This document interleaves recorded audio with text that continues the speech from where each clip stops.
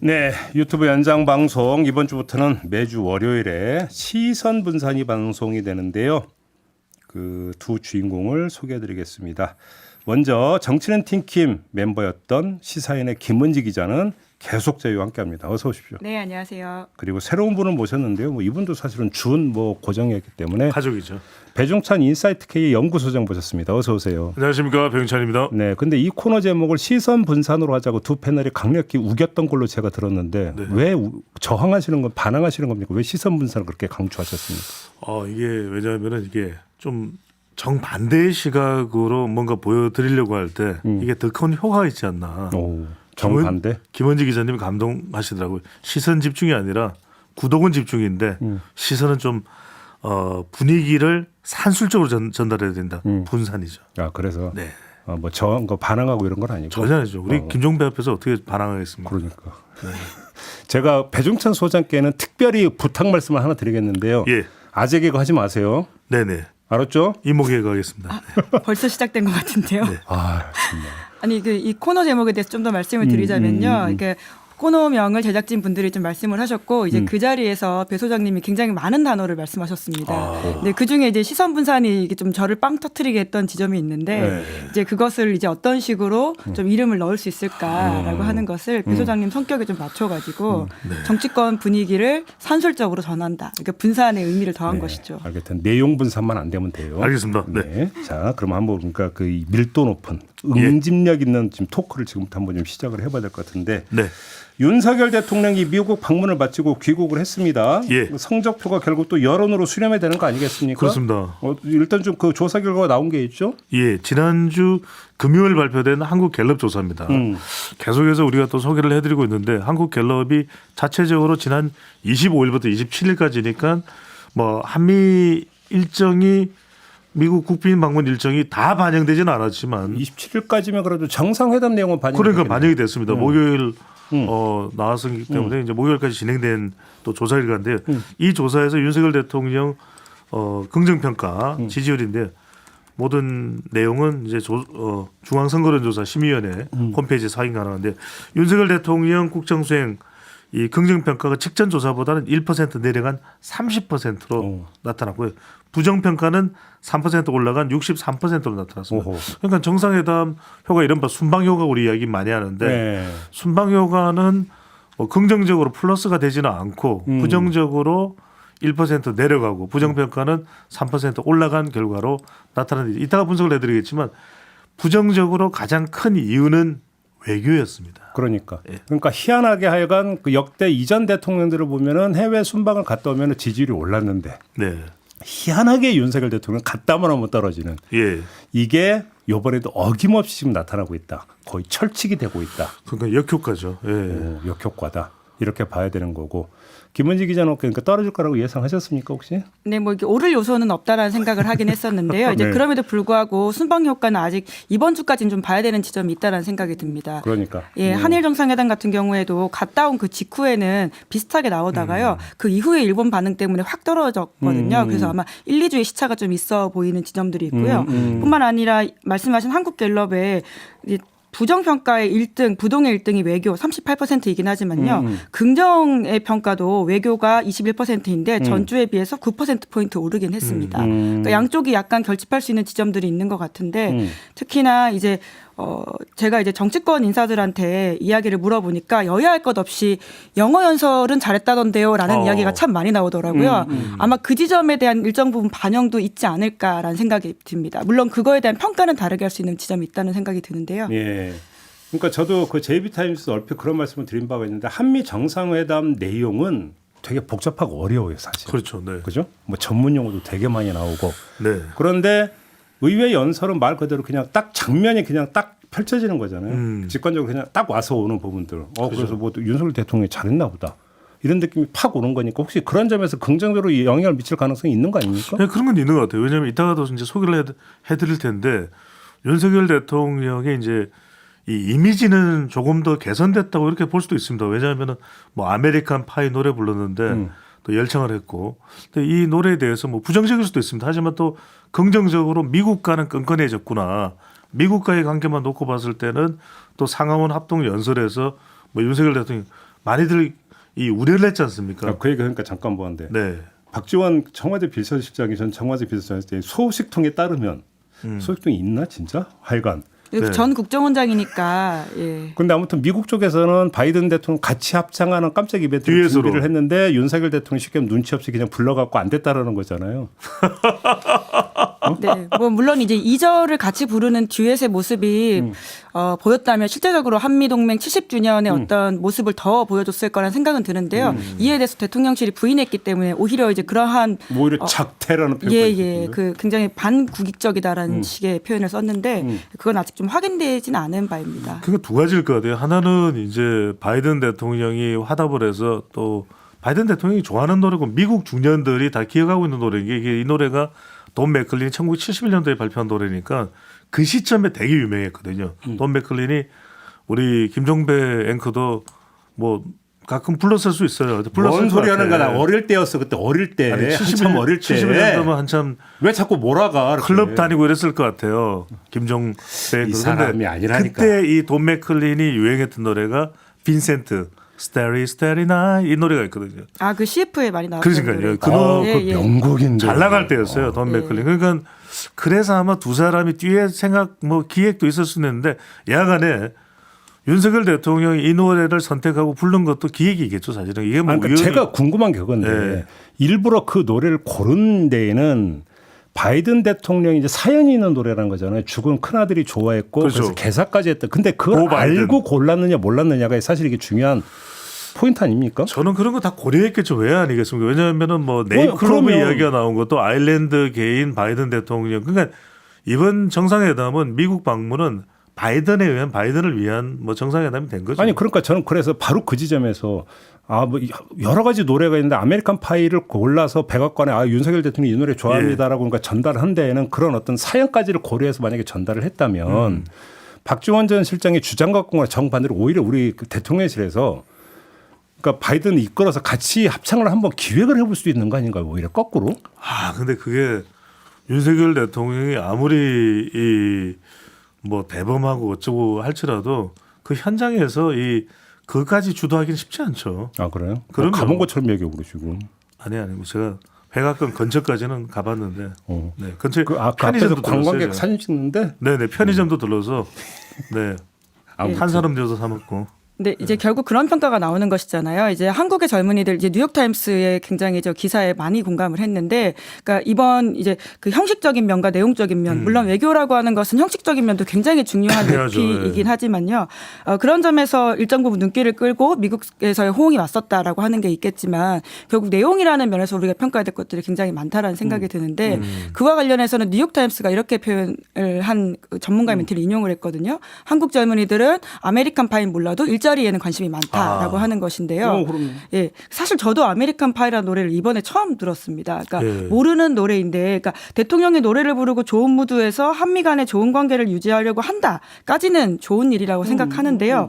이제 그와 별건으로 그래서 우리가 가져온 게 무엇인지에 대한 평가들을 조금 더 형식에 가려지지 않게 내용 평가가 필요하다는 생각이 듭니다. 바로 그 지점에 두 가지를 지금부터 우리가 얘기를 해야 되는데 하나가 조금 전에 여론조사 한국갤럽이 이제 평균 그 수치는 전해 주셨는데 저는 궁금한 게 보수층이거든요. 그렇죠. 보수층 조사 결과 어떻게 나왔어요? 아니 그 대구 경북이 보수층의 지표를 대변한다고 봐야 되겠죠. 근데 한국갤럽 조사에서 직전 조사에서는 대구 경북에서 그래도 이 많이 내려오긴 했어도 잘한다가 윤석열 대통령에 대해서 47, 잘 못한다가 42였는데 이번 조사에서는 잘한다가 40, 잘 못한다가 49예요. 그러니까 이걸 여러분들이 데이터를 분석하는 데 있어서 묻지도 따지지도 말고 대구 경북은 무조건 하고 윤석열 대통령 지지할까요? 그게 아닙니다. 그러니까 역대 대통령에 비하면 보수 정당 출신의 대통령치고는 영남 기반이 약해요. 그런 것도 있고 윤석열 대통령이 영남을 대변한다. 영남의 출신이다. 이런 인식은 다른 역대 대통령보다는 적다는 거죠. 또 하나는 뭐냐면 윤석열 대통령 평가에 있어서 대구 경북 지역도 이제는 이념적으로나 아니면 묻지도 따지지 말고 지지하는 게 성과를 보는 겁니다. 제가 보수층을 그렇죠. 따로 떼어서 좀 질문 드린 이유가 보수층은 안보 이제 되게 민감하다는 게 일반적인 상식으로 통하잖아요. 그렇죠. 네. 그렇게 놓고 본다면 그 방미 성과 중에서 그러면 우리의 안보를 더 튼튼하게 하는 그러니까 구체적인 선물을 갖고 왔느냐 안 갖고 왔느냐가 중요한 평가 지표가 될 텐데. 중요하죠. 예. 그래서 사실상 핵공유다, 핵공유 아니다라고 하는 뭔지 이 이야기가 오갔고 예. 이 장면을 이제 그 보수층이 어떻게 평가했느냐가 사실 중요한 포인트거든요. 그래서 여쭤봤던 거는 거죠. 그거는 근데 이렇게 보셔야 되겠죠. 이제 보수층이라도 60대 이상은 좀 영향을 받아요. 오히려 미국에서 이 핵과 관련된 부분이 어떻게 처리되는가. 그러니까 워싱턴 선언이 좀 더 명쾌했더라면 그러니까 핵 공유의 의미를 담고 있느냐? 근데 그건 아니잖아요. 왜냐하면 에드 케이건 이 미국 국가안전보장회의의 국장이 선임 국장이 한 이야기가 한국에 대해서도 굉장히 잘 알고 있는 국장이에요. 한국 관련 업무도 맡았던 인물인데 뭐라고 했냐면 아니 핵 공유 아니라니까요. 이렇게 얘기를 하는 거예요. 살짝 짜증을 내. 그러니까 무슨 이야기냐면은 이게 핵 공유나 뭐 미국이 정말 뭐 전폭적으로 아예 미국 자산을 떼주는 정도가 되면은 60대 이상의 보수층에서는 반응하겠지만 또 하나는 뭐냐면 이 보수층에서는 핵 공유한다고 해서 마음이 안 움직여요. 우리가 어느 순간부터는 북한에 대한 강경한 대응이 보수층에 미치는 영향은 제한적입니다. 그러니까 그런 부분적인 효과만 있을 뿐이지 핵 공유를 이번에 이끌어냈다 워싱턴 선언이 그렇다고 해서 갑자기 대통령 지지율이 40% 45% 올라갈까? 그렇지 않다는 거죠. 대구 경북 지지율이 확 올라갈까? 부산 울산 경남 지지율이 확 올라갈까? 그렇지 않다는 거죠. 그러니까 제가 얘기하는 게 그렇다고 사실상 핵공유도 아니고 그러니까요. 오히려 이제 보수층에서 이제 뭐 얘기했던 뭐 자체 핵무장론도 그러니까 사실상 그 확실하게 접고 온 거고 그럼 오히려 보수층 평가가 박해지지 않겠는가 이제 이런 전망이 나올 수가 있었기 때문에 질문 드렸던 거 또 한 가지는 그러면 그 안보라고 하는 분야 말고 다른 부분에서 경제 분야에서 성과가 있는 거냐 두 번째가 없지 않느냐 또 이 얘기도 있는 거잖아요 지금. 네. 그렇죠. 그러니까 결국은 이게 기대치에 대한 문제라는 생각도 참 많이 드는데요. 이제 아까 말씀드렸던 생각보다 영어를 잘한다라고 하는 것은 사실 이제 우리가 어느 수준의 기대를 가지고 있느냐에 따라 가지고는 이제 평가가 가는 부분이라는 생각이 들거든요. 아마 이제 지금까지 윤석열 대통령이 보여줬던 여러 가지 국제적인 감각들 그리고 이제 그 나이대의 남성에게 우리가 기대하는 영어 실력이라는 것이 있기 때문에 아마 이제 이번에 굉장히 많은 분들이 감탄하시는 게 있지 않을까라는 생각이 드는데요. 이제 그렇기 때문에 잘했다. 라는 평가가 나오는 것과 똑같이 가기 전에 정부가 이제 한미 정상회담에서 얻어올 것들에 대한 이야기들을 꽤 많이 풀어놓은 바가 있습니다. 그러니까 굉장히 나토식 핵공유에 대한 이야기들 거기에 그 준하는 수준의 이야기라는 식의 이야기를 많이 했었고요.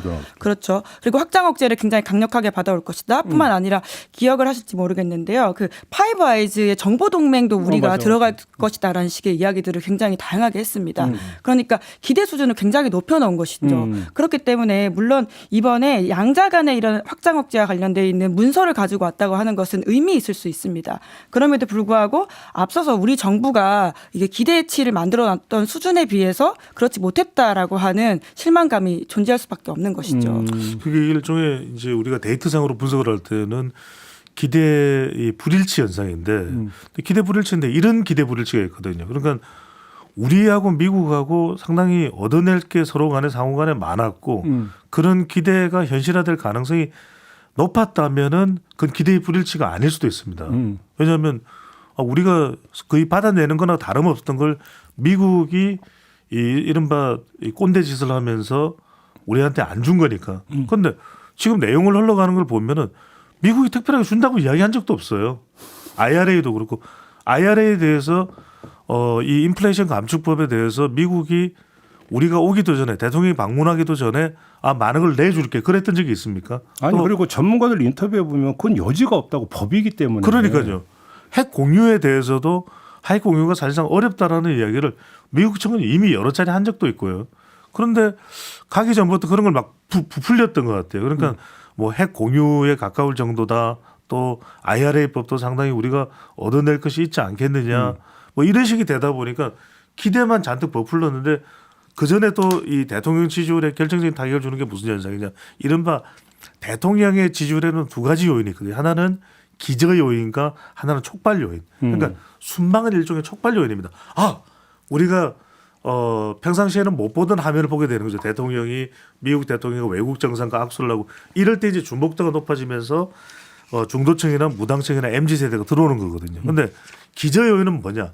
그 전에 이 환경을 잘 만들어 놓고 으쌰으쌰하면서 으라차차하면서 나가야 되는데 그 전에 이미 로이터 통신 벌써 재뿌렸죠. 그다음에 워싱턴 포스트 인터뷰 제풀이 했죠. 이러니까 정작 나갔는데 이미 외교에서 중국 러시아와 충돌하는 게 논란이 되다 보니까 실제로 사람들이 집중이 안 되는 거예요. 그러니까 집중은 안 되고 시선 집중은 안 되고 시선 분산이 되는 거죠. 그렇다. 네. 코너 이름을 다시 한번 말씀해 주셨네요. 그러니까 왜 또 시선 좀 끌어들여? 네. 그러면 결국은 이건 신뢰 문제가 바탕에 깔렸다고 봐야 되는 건가요? 그렇죠. 소통이죠. 저는 이 소통을 윤석열 대통령이 아메리칸 파이를 부르고 바이든 대통령과 끈적끈적한 관계가 되고 김건희 여사가 뭐 질 바이든 여사하고 뭐 내 친구다 뭐 로스코 미술관에 가서 그래서 관계가 좋아진 건 누가 나쁘다 그럽니까? 좋은데 문제는 윤석열 대통령을 평가하는 거는 미국 국민이 아니라 대한민국 국민이거든요. 그러니까 이제는 윤석열 대통령이 아메리칸 파이를 부를 때가 아니라 기국과 동시에 화개장터를 불러야죠. 아니, 왜? 아니 우리 국민들은 아메리칸 파이가 무슨 노래인지 몰라요. 네. 그래서 뒤지고 뒤져서 50년대 후반 이상의 남성들이 머리를 쥐어짜내 했더니 아 그때 30년 전에 그래 맞아 신촌에 노래방 갔을 때 그게 아메리칸 파이였지 돈 맥클린 그 생각이 난단 말이에요. 근데 우리 국민들은 지금 여야가 다 찢어져 있는데 대통령 가서 아메리칸 파이를 부르니까 이게 뭐 여유가 있는 건가 괜찮은 건가 이게 잘 납득이 안 되잖아요. 그래서 저는 윤석열 대통령이 이제 불러야 될 노래는 미국 대통령과 미국 지도부와 국민과의 소통이 아니라 대한민국 국민과의 소통을 위한 화개장터를 부르든지 아니면 퍼미션 투 댄스를 부르든지 둘 중에 하나다. BTS? 네. 그러니까 저 지금 배 소장님이 되게 중요한 이야기 주셨다고 생각을 하는데요. 결국은 윤석열 대통령을 평가하는 건 우리 국민이다라고 하는 지점인 것이죠. 그렇죠. 예, 근데 지금까지의 이제 특히나 이제 미 의회에 가서 그리고는 대통령이 했던 미국에서의 발언들이 굉장히 미국이란 청자를 염두에 둔 발언들이 굉장히 많거든요. 그러니까 100% 미국 당연히 미국에 갔으니까 미국이란 청자를 염두에 두는 것도 맞긴 하지만요. 그 어떤 연설의 절반은 우리 국민 혹은 우리 측 요구를 넣었어야 되는데 그러지 못한 지점들이 크다라는 아쉬움들이 좀 많이 들고요. 그게 아마 이번에 지지율에 반영되어 있는 지점들 혹은 앞으로의 지지율을 반영할 수 있는 요소라는 생각이 드는데 이제 이번 특히 우리 정부가 바이든의 두 번째 국빈이라고 윤석열 대통령의 이번 국빈 방문을 굉장히 강조하고 있습니다. 네. 그러니까 말씀하신 것처럼 마크롱 방문이 바이든 행정부 첫 번째였거든요. 네. 근데 그때 마크롱 대통령이 가서 어떤 이야기를 했는지 우리가 좀 주목해 본다면 대비되는 게 굉장히 있다라는 것이죠. 똑같이 아이라의 법 같은 경우에는 우리만이 아니라 EU도 영향을 받는 법이거든요. 그렇죠. 그때 마크롱 대통령이 미국에 가서 대통령 바이든을 만나기 전에 미 의회에 가서 이 법이 얼마나 문제가 있는지를 직접 말을 하고 거기에 대해서 공개적으로 불평을 토로했습니다. 그 말이 어떤 단어로 나왔냐면 슈퍼 어그레시브라고 해서요. 아주 우리 국민들한테 공격적인 법이다. 그리고 우리 중산층에 대해서는 어떤 혜택을 주는 것이냐라는 이야기를 했다라는 것이죠. 그거와 비교만 해보더라도 지금 이번에 그러니까 물론 청자가 미국인이긴 하지만 동시에 우리 정부에서 기대하는 우리 국민들의 청자라고 하는 건 좀 얼마나 채워졌냐라는 의문이 좀 계속 듭니다. 그럼 우리 대한민국을 대표해서 가서 의회 영사를 그럼요. 그러니까 이제 LA 타임스 기자가 로즈가든에서 있었던 한미 공동 기자회견 때는 오히려 LA 타임스 기자가 그 이야기를 미국 대통령에게 합니다. 왜냐하면 아니 이렇게 자꾸 뭐 중국에 대해서는 투자하지 말라 그러고 중국을 우려국으로 만들어서 한국으로 하여금 불이익을 당할 수밖에 없게 만들면 한국은 얼마나 큰 타격이냐. 미국 대통령으로서 그 말이 된다고 생각하냐. 그런 쪽으로 물어본 거거든요. 그러니까 막 미주알 고주알 막 바이든 대통령은 난감해서 어쩔 줄 몰라는 모습이거든요. 그런데 윤석열 대통령이 저는 바이든 대통령과 가까워지고 한미 동맹 관계를 강화하는 건 필요한데 지금 대통령 지지율이 낮으니까 어떤 반응이 나오냐면 대통령이 잘해도 딱 나오는 댓글에서 반응이 겁니다. 주지사냐? 그런 댓글이 있어요. 댓글이 나와요. 그런데 그런 댓글을 하는 사람을 탓할 일이 아니라 대통령이 국내에서 여야 간에 잘 소통하고 대통령 지지율도 한 50% 이상 끌어올린 상태에서 나갔다면 굉장히 윤석열 대통령의 이 미국 방문이 영향력을 발휘했을 겁니다. 분명히. 아 대통령이 잘한다. 아메리칸 파이는 모르는 노래지만 대통령이 저렇게 애를 쓰니까 좀 들어보자 했는데 이게 불일치하는 거죠. 국내에서의 대통령의 행보. 또 왜 그러면 상하원에서 공화당 지역구인 미시간도 이야기를 합니다. 미시간에 SK 실트론이 이렇게 미국과 합작 회사를 만들어서 막 영어 연습도 엄청 연습했어요. 보니까. 그렇게 했는데 왜 국내에서는 그렇게 못합니까? 국회 가서 이재명 대표도 만나고 간호사법이 왜 문제인지 왜 절충을 해야 되는지 대통령 입장에서 토론하고 그걸 원하겠죠. 하나 더 덧붙이자면 이제 LA 타임스 기자의 질문을 말씀 주셨잖아요. 특히나 이제 LA 타임스 기자의 질문은 사실 바이든 입장에서는 굉장히 고마운 질문입니다. 왜냐하면 내가 그만큼 동맹국을 압박해서 이걸 받아왔다라고 하는 일종의 생색을 낼 수 있는 질문이거든요. 재선과도 이제 홍보 효과가 그럼요. 그리고 사실 우리를 만나기 직전에 재선을 도전한다고 이야기했었고 핵심은 중산층을 살린다라고 하는 것이기 때문에요. 이제 그런 질문이 오히려 나온다고 하는 것은 굉장히 바이든으로서는 고마운 일이라고 할 수 있고요. 오히려 미국에 가서 미국 앵커가 우리 대통령한테 도청과 관련된 건을 물어보지 않았습니까? 그렇죠. 사실 그게 굉장히 저는 좋은 지렛대라고 생각하거든요. 그 친구가 친구를 도청하냐라는 질문이 있었다면 적어도 그 순간에는 저는 외교적 FM으로 답을 했어야 된다고 생각합니다. 이제 보통 외교관들이 하는 말이 무엇이냐면 이제 가정적인 질문에는 답을 하지 않습니다. 왜냐하면 그것에 대해서 지금 조사가 이루어지기 때문입니다. 하지만 원칙적으로 도청은 잘못된 일입니다. 이 정도 이야기만 했더라도 굉장히 외교적으로 세련되고 우리의 원칙과 가치를 동시에 보여줄 수 있다라는 생각이 드는데 그 질문을 아주 좋은 질문을 받아놓고 그걸 살리지 못했다라는 것도 굉장히 좀 아쉽다라는 생각이 들더라고요. 아니 대통령 주변에는 우리 김은지 기자님 같은 분이 없습니까? 있겠죠. 아니 정말 저는 이 설명을 듣고서 그냥 화기에 들어오네요. 저 여기서 꽂히네요. 쓸데없는 질문 하나 드려도 될까요? 네네. 윤석열 대통령이 의회 연설하면서 BTS하고 자기를 비교했잖아요. 네. 그래도 의회에서 연설한 건 내가 먼저다. 먼저였다. 그 이야기를 들은 아미들의 생각은 어땠을까요? 아 죄송합니다. 쓸데없는. 노코멘트 하겠습니다. 네. 뭘 또 노코멘트야 그냥 받아주지 그냥. 네네, 알겠습니다. 네. 뭐 본인이 아미가 아니까 모르지. 네네. 그런 저는 거죠? 그래도 아미는 했으니까. 아, 드디어 나왔습니다. 아직 그거 하지 말라고 했죠 네네, 내가. 네네, 아이고. 네네. 알겠습니다. 군목문에. 네. 자 빅데이터 상으로 좀 잡히는 게 있어요? 그렇습니다. 이게 빅데이터 상에 상당히 흥미로운 것은 뭐냐면 26일 바로 정상회담이 있었던 날짜부터 30일까지를 썸 트렌드로 워싱턴 선언과 한미 정상회담에 대한 부분을 분석을 해봤습니다. 그런데 썸 트렌드가 정치적인 이슈에 대해서는 상당히 부정적으로 분석이 나오는 경우들이 많거든요. 지금 이제 우리 유튜브를 통해서 보실 수 있는데 구독도 같이 좀 눌러주시고요. 워싱턴 선언에 보시면은 이 워싱턴 선언에 대해서 긍정이 46. 이게 보시는 분들이 그래도 상당히 긍정적이네 이렇게 생각하실 수가 있을 거예요. 그리고 또 부정은 53, 부정이 높긴 합니다. 한미 정상회담에 대해서도 긍정이 40이지만 부정이 56이지만 긍정이 그래도 42. 이 내용을 보면 자 안에 감성 연관을 보면은 워싱턴 선언에 대해서도 강화하다, 또 평화, 뭐 독자적, 획기적 좀 이런 긍정적인 내용도 있고 부정적인 내용도 있습니다. 뭐 종말, 위험, 위협 이거 이제 핵 자체에 대한 또 부정적인 요소도 담고 있으니까요. 정상회담도 보면은 대체적으로 워싱턴 선언이 많은 부분을 차지하고 있는 걸 볼 수가 있습니다. 자, 평화라는 것도 있고 강하다도 있는데 위협, 우려, 뭐 반발하다, 비판하다 이런 내용이 있는데 자, 이 다음 내용이 정말 백미입니다. 자, 넘어가 보면 자, 윤석열 대통령과 그다음에 한국 외교와 관련된 부분을 보겠습니다. 이게 흥미롭습니다. 자, 보십시오. 예. 윤석열 대통령도 한미 정상회담에 앞서 넘어갈 필요는 없고요. 한미 정상회담에 이 긍정과 부정과 거의 비슷합니다. 그러니까 한미 정상회담에 대한 효과가 없었다고 할 수가 없는 거예요. 왜? 지금 나오고 있는 윤석열 대통령의 여론조사상의 지지율보다는 긍정이 높습니다. 네. 긍정이 26일부터 30일 이 기간 동안에는 42, 네. 부정이 55인데 뭐 평화, 성공적 이 기립박수가 아마도 상하원 합동 영어 연설을 이야기하는 거였습니다.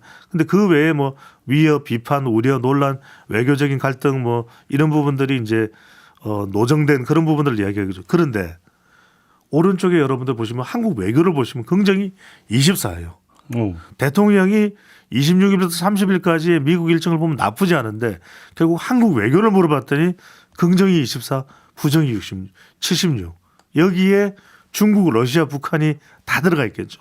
그러니까 불안, 불만, 우려, 위기, 그러니까 기립박수와 평화 이런 긍정적인 내용이 들어가 있음에도 불구하고 한국 외교와 관련된 부분은 부정적인 평가로 나타났다는 겁니다. 그러면 이게 두 가지 해석이 가능한 게 예. 한 가지는 한미 동맹이라고 하는 좁은 관점에서 그걸 강화하려고 하는 것에 대해서 반대하지 않는다. 그렇죠. 찬성한다. 예. 이게 지금 이제 빅데이터 분석으로 잡히고 있는 거다. 예. 하지만 한미 동맹 범위를 넘어서 주변 열강과의 어떤 그 외교라고 하는 큰 틀에서 놓고 본다면 이게 뭔가 좀 문제가 있다는 문제의식을 또 깔고 있는 거 아니냐라고 하는 이런 해석이 되는 거잖아요. 바로 그 부분입니다. 그래서 북한, 중국, 러시아까지 포함한 것을 빅데이터 상에서 해석한 것이 이 바로 한국 외교로 볼 수가 있는 것이거든요. 네. 그러니까 한국 외교로만 놓고 봤을 때는 한미 동맹 긍정적이에요. 그러니까 한국 외교로 보면은 불안, 우려, 불만 이런 내용들이 나오는 거죠. 근데 워싱턴 선언이나 한미 정상회담이나 이런 거 같은 경우도 그럼 이거를 지금 감성 연관어이기 때문에 지금 제가 드리려는 질문이 이렇게 설득력이 있을 것 같지는 않지만 상당히 어렵잖아요. 예. 어렵다 보니까 일단 따라가면서 어떤 본인들의 판단이 유보된 부분이 여기에 녹아있다고 볼 수 없어요? 그렇다고 봐야 될 것 같아요. 아직까지 완전하지는 않은 것 같아요. 아까 그러니까 예를 들어서 강화하다라고 하는 것들이 이거 긍부정으로 볼 수 있는 건가요? 그렇죠. 여기도 이제 완전하게 감성 연관어가 긍부정으로 좀 복잡한 내용에 대해서는 예. 갈리지 않는 것도 우리가 좀 유념을 해둬야 될 부분인 것 같아요. 예. 그러니까 왜냐하면 어떤 내용을 긍정적으로도 볼 수 있고 부정적으로도 볼 수 있는 것이거든요. 가령 이제 북한에 대한 위협 그러면은 그 위협 자체는 부정적이지만 위협에 대해서 대응해야 되기 때문에 워싱턴 선언이 필요하다. 그건 또 긍정적으로도 볼 수 있는 것이거든요. 그건 좀 우리가 좀 더 구체적으로 더 파악을 해야 될 부분으로 보입니다.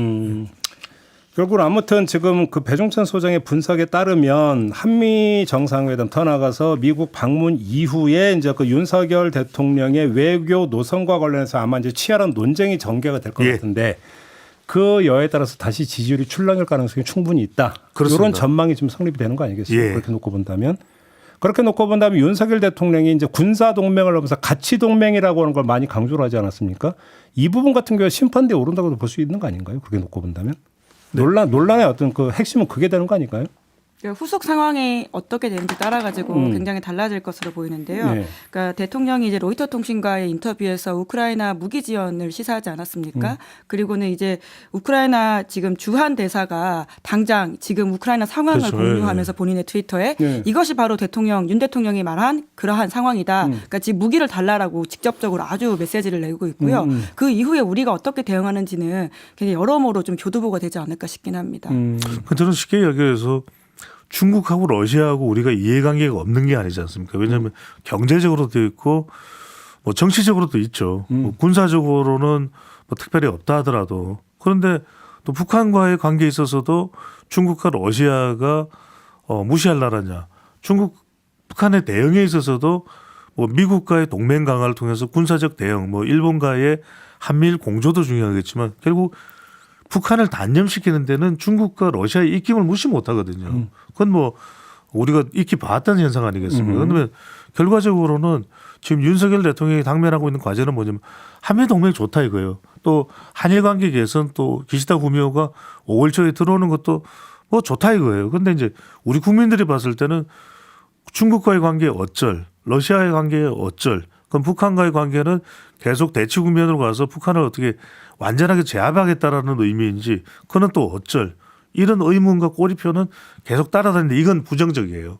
어쨌거나 중국과 러시아와 관련된 부분은 긍정적으로만 볼 수는 없는 것이죠. 근데 그렇게 놓고 본다면 한국 외교라고 하는 틀에서는 긍정이 24밖에 안 나오지 않았다라고 예. 한다면 지금 이후의 외교 일정을 보면 이르면 7일 기시다 후미오가 지금 방한할 예정이라는 보도가 지금 나오고 있어요. 그리고 바로 이어서 G7 정상회의에 이제 윤석열 대통령이 가는 거 아니겠습니까? 결국 이 모든 것에서 핵심은 다시 그러니까 대중국이라고 하는 큰 틀에서 그러니까 메시지가 많이 발산될 가능성이 높은데. 그렇죠. 그러면 지금 예를 들어서 빅데이터 분석에서 한국 외교라고 하는 어떤 그 카테고리를 가지고 했던 이 현상이 더 강화될 수도 있다고 전망해 볼 수 있는 거죠. 저는 그렇게 볼 수밖에 없을 것 같아요. 그런데 이제 윤석열 대통령의 지금 시도는 일본과의 관계 개선하고 미국과 일본까지 묶어서 5월 말에 G7 정상회의에서 한미일 정상회의를 통해서 좀 더 관계 개선을 통해서 북중로를 대항하겠다고 하면 국민들이 이해해 줄 것 아니냐, 국민들이 공감해 줄 것 아니냐 이런 기대를 가지고 있겠죠. 그러니까. 근데 이제 그것이 이제 중국에서 이제 어떤 그러니까 그 대응이 나오느냐에 따라서 네. 얘기가 달라질 수 있다라고 하는 것이고 그렇게 그러니까 되는 중국과는 계속 갈등을 빚을 수밖에 없을 것 같습니다. 그런데 중국과의 갈등이 어떤 식으로 해소가 될 거냐, 그거는 힘들다고 봐야 되겠죠. 그리고 예 말씀하세요. 이게 계속 좀 그 대통령이 점점 더 이제 한미일 그리고 북중러 전선이 굉장히 강화된다라고 하는 인식 그리고 뿐만 아니라 우리의 행보를 통해서 그것이 강화되고 있다라는 우려와 걱정들이 있거든요. 근데 결정적으로 좀 고민해야 될 게 정말 한미일과 북중러 대결 전선이 존재하는 것이냐라고 하는 것입니다. 그러니까 지금 뭐 신냉전이 지금 진짜로 짜이고 있는 거냐? 예, 그러니까 굉장히 앞서서 거기에 우리가 먼저 뛰어들어서 그 구도에 편입됐을 때 우리가 가지게 되는 편익이 무엇이고 혹은 불안이 무엇인지에 대해서 대통령이 아주 냉철하게 생각을 해야 될 텐데 지금 사실 우리가 동아시아만 중심으로 나라를 봐서 그렇지 그 외 구도에서는 전혀 그 나라들이 그렇게 행동하고 있지 않다라는 것들도 좀 알아야 된다라는 생각이 드는 게요. 그러니까 최근에 이제 T25라고 해서 이코노미스트 같은 경우에는 굉장히 거래형 나라라고 해서 미국의 과거와 같이 행동하지 않는 나라들, 그러니까 양국 나라들을 왔다 갔다 하면서 자기 거래를 취하고 있는 나라에 대해서 분석 보도한 바가 있습니다. 근데 그 25개 나라 중에서 쿼드에 들어가 있다고 하는 인도 같은 나라도 있고요. 뿐만 아니라 지금 우리가 쿼드에 들어가 있는 호주 같은 나라도 과거에는 중국과 굉장히 관계가 거칠었지만 최근에 노동당으로 당이 바뀌면서 집권당이 바뀌면서 해빙 무드를 하고 있거든요. 그러니까 무엇 하나 일방적이지 않다. 그러니까 좋았다 나빴다 좋았다 나빴다를 이어가고 있는 이러한 세계적인 조류에서 우리가 너무 앞서서 그렇게 그 실제하지 않는 혹은 아직 실제하지 않을 것 같은 그 구도에 들어가는 게 우리의 이익에 맞느냐라는 의문도 좀 던질 필요가 있을 것 같습니다. 그렇죠. 끌려가는 것도 아니고 선도하고 있는 거니까. 알겠습니다. 아무튼 지금 윤석열 대통령의 방미 성과가 이제 국민들에서 어떻게 평가받는가. 네. 오늘은 이 부분에 대해서 이야기를 좀 나눠봤는데요. 조금 전에 이야기한 대로 요거는 제가 볼 때는 마침표가 아니라 중간 쉼표밖에 안 되는 게 이후에 또 외교 일정이 계속 연달아 있기 때문에 그 흐름에서 그러니까 또 뭐 여러 가지 어떤 뭐 좀 장면들이 연출이 될 것 같고 그것이 결국은 윤석열 대통령의 지지율에 긍정적이든 부정적이든 어떻게든 수렴이 되겠죠. 네. 이 추이는 좀 계속 지켜봐야 될 것 같다. 이런 말씀 드리면서 시선 분산 오늘 첫 시간은 이렇게 마무리하도록 하겠습니다. 어떻게 두 분 괜찮았습니까? 호흡 잘 맞았습니까? 아니 뭐 저는 또 김은지 기자로부터 많이 배우는 시간이었는데 제가 더 분발해서 시선 뿜뿜할 수 있도록 하겠습니다. 지금 그것도 이제 그건 아재 개그를 안 쳐줄게요. 네. 김은지 기자 괜찮았어요? 네, 오늘 많은 아재 개그, 이모 개그를 배워가는 시간이었습니다. 줄이라니까. 예. 자, 마무리하겠습니다. 두 분 수고하셨고요. 저도 함께 올라가겠습니다. 고맙습니다. 고맙습니다. 감사합니다.